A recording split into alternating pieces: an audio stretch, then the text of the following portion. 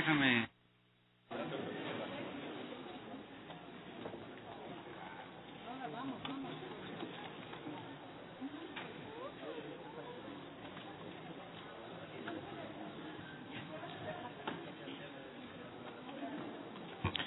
Gracias, presidente. Buenos días, colegas. Buenos días, compañeros, compañeras. Primero, una felicitación por la aprobación de esta ley tan necesaria para el Ecuador y sobre todo para las mujeres de nuestro país. Un saludo para quienes asisten a la Asamblea Nacional, un saludo para quienes nos pueden seguir a través de los medios legislativos. Presidente, colegas, compañeros, seré preciso respecto a el informe de la Comisión de Régimen Económico sobre la aprobación de la proforma presupuestaria para el año 2018. Solo recordar que la proforma presupuestaria lo que hace es organizar los ingresos y los gastos de una parte del Estado ecuatoriano. ¿Por qué hacer énfasis en esto de una parte? Porque en ese presupuesto no están ni las empresas públicas, ni la banca pública, ni los gobiernos autónomos centralizados, ni la seguridad social. Segundo, recordar que la base normativa sobre la cual nos regimos nos obliga a fijarnos en al menos 4 elementos. El procedimiento, es decir, que se haya cumplido el procedimiento establecido en la ley, que se cumplan las preasignaciones que están previstas en la Constitución y en la ley, que no se supere el límite de endeudamiento fijado también en el Código de Planificación y Finanzas Públicas y que toda la normativa relacionada con la, sindéresis entre el plan de desarrollo que debe formular el Gobierno Nacional con la proforma presupuestaria también esté acorde. Vamos a algunos datos de la proforma. Esta es una proforma cerrada en 4.853 millones de dólares. Significa que es al menos 5,34% menor a la del año anterior. La siguiente, por favor. Aquí tenemos las estimaciones macroeconómicas más importantes de la proforma. Decirles que lo que tiene previsto y lo que ha sido enviado por el Gobierno Nacional con este paréntesis. Recordemos que la Comisión de Régimen Económico no elabora datos para la proforma, revisa los datos de la proforma mandados por el Ejecutivo. Lo que tenemos es una previsión de crecimiento económico con un PIB nominal de 104.000 millones de dólares. Esto supone que se tiene estimado un crecimiento para el año 2018 de 2,04% y que en los próximos años podría llegar hasta el 2021 a un crecimiento de 2,65% de la economía. Si ustedes se fijan en ese cuadro y lo que está resaltando en rojo, tal vez los elementos donde se nota que se pone el acento en esta proforma es en la disminución del déficit. Un déficit que está previsto para este año en 3,94% y que tienen previsión de cerrarlo en el 2021 con un déficit de 1,87%. Y eso está muy asociado con una disminución de lo que tiene que destinarse para el servicio de la deuda, tanto en intereses como amortización. Lo que está previsto para este año son cercanos a los 7.000 millones de dólares, que son al menos 3.000 millones de dólares menos de lo que está previsto para el año 2017, que llegaba a bordear cerca de los 10.000 millones de dólares. Eso significa que el servicio para la deuda en esta proforma se ubica en el 6,19% y buscaría terminar en el año 2021 en el 5,66%. La siguiente, que es una de los elementos más importantes después de la aprobación de Montecristi y las leyes sucesivas, sobre todo el Código de Planificación y Finanzas Públicas, es que se registre un superávit respecto de los gastos permanentes en relación a los ingresos permanentes. Es decir, esta siempre debe ser una relación positiva. Y si bien tenemos presente que para el año 2017 esa relación positiva era en 1.000 millones de dólares, para el año 2018 esa relación positiva baja a 627 millones de dólares. Es evidentemente también positiva, pero en una proporción menor.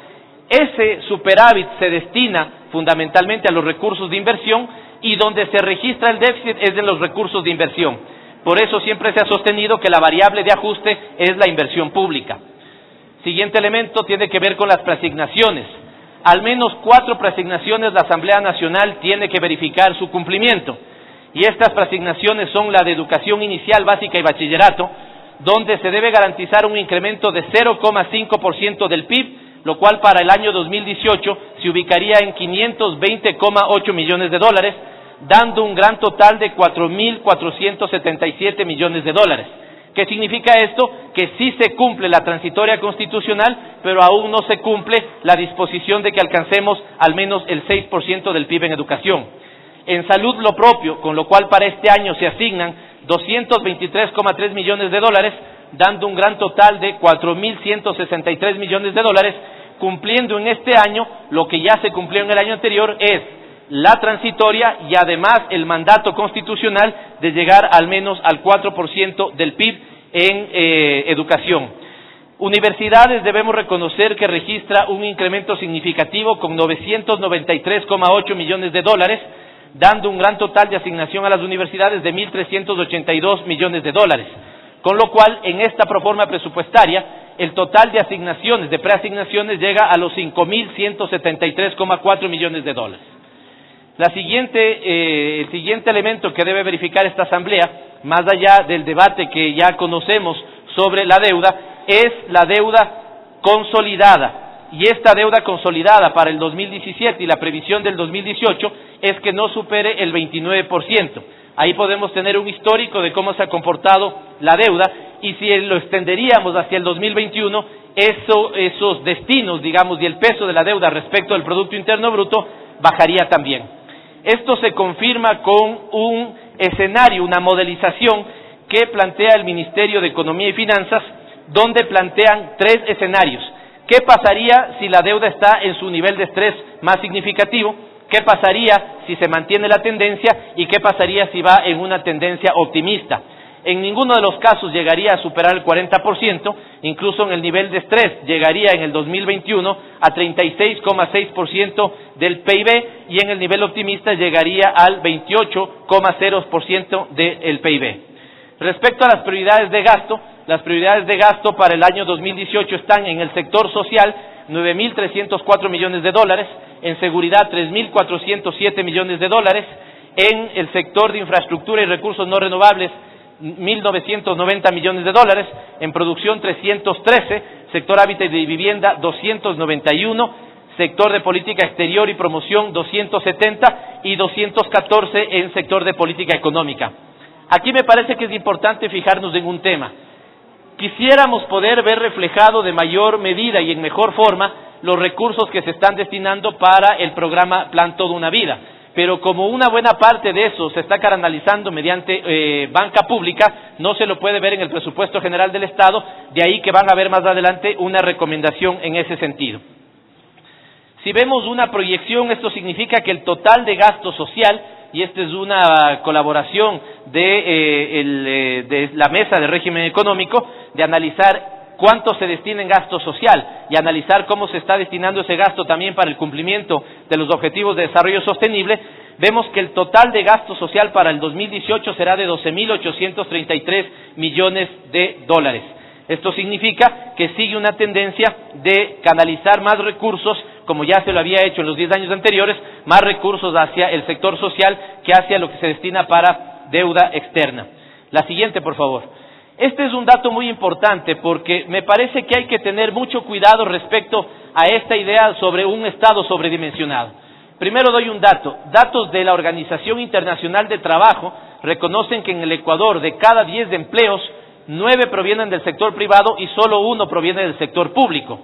Esto no significa que el Estado destina 9.954 millones de dólares para pagar al sector público, pero el 88% de ese gasto está destinado para jueces en justicia, médicos, enfermeras en salud, enfermeros, salud en seguridad, policías, militares, hombres y mujeres, en educación, todo el personal de educación con el 37%, y solo queda un 12% fuera de estos rubros. Es decir, los recursos que se destinan para el pago de funcionarios públicos se concentran en un 88% en justicia, salud, seguridad y educación.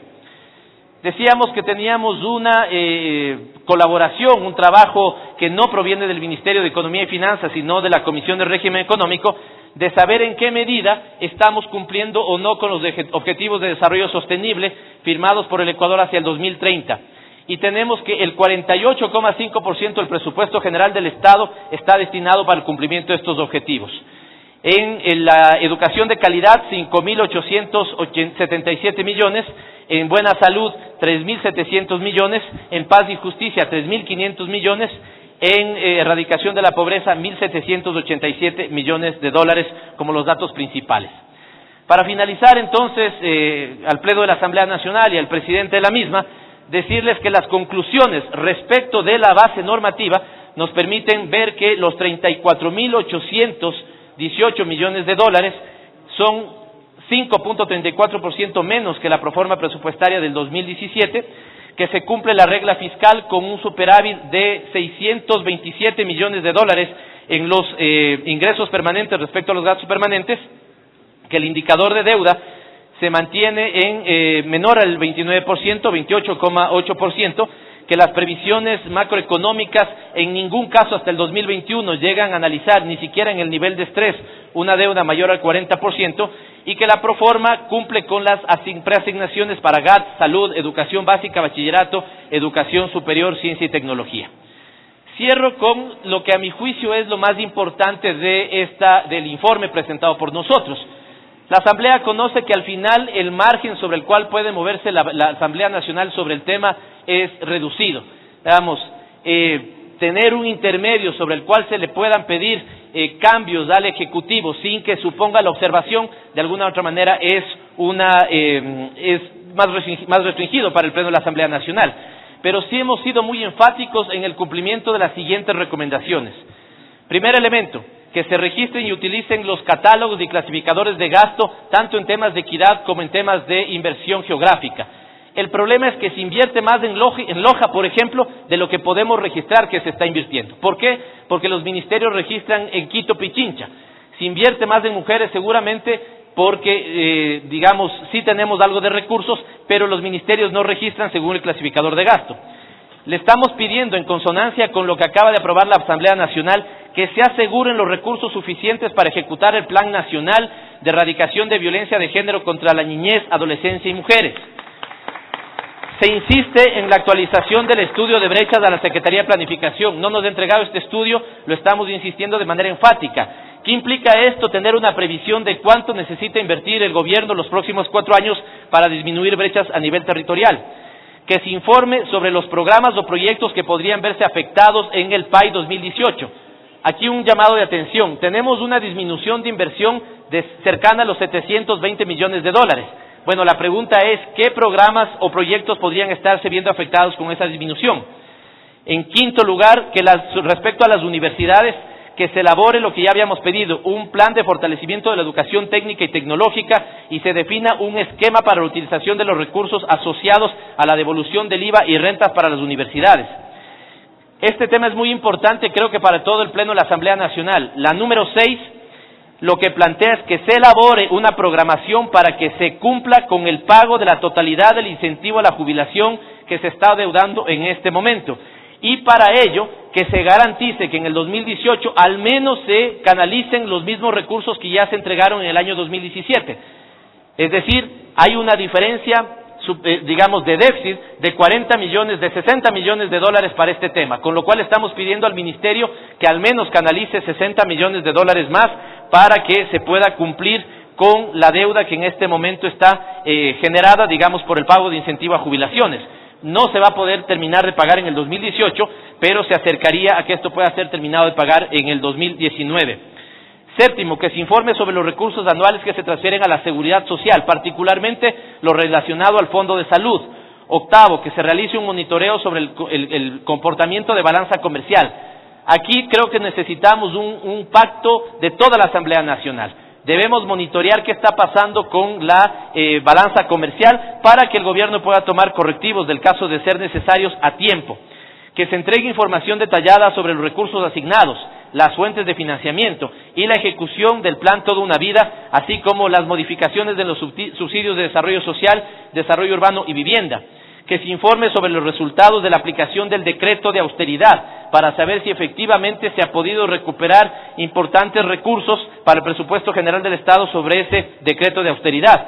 Que se presente un informe de la política, la metodología de cálculo y los objetivos que tiene el Gobierno Nacional sobre endeudamiento público, y finalmente que, como se está dando más recursos para un plan de seguridad vial, que se entregue un informe detallado trimestralmente sobre la ejecución del Plan Nacional de Transporte Terrestre, Tránsito y Seguridad Vial. Con lo cual, presidente, concluyo, la base normativa se cumple, los datos provienen del gobierno nacional, muestran una economía con claros signos de recuperación y en ese sentido las conclusiones son que se cumple lo establecido en la Constitución, pero las recomendaciones son enfáticas en al menos 12 puntos antes de su aprobación del Pleno de esta Asamblea. Hasta ahí mi intervención, presidente, colegas asambleístas.